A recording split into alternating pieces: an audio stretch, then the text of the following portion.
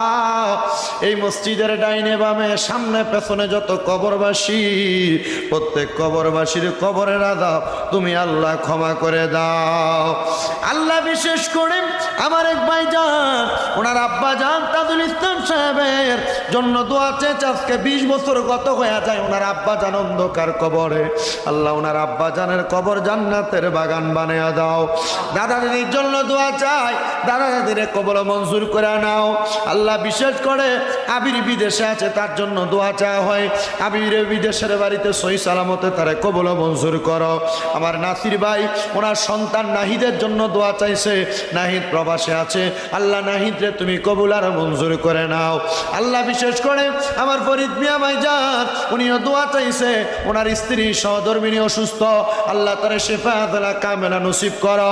জানি না গো কারা জানি কোন আশা নিয়ে হাত বাড়াই, প্রত্যেকের মনের নেক নেক আশা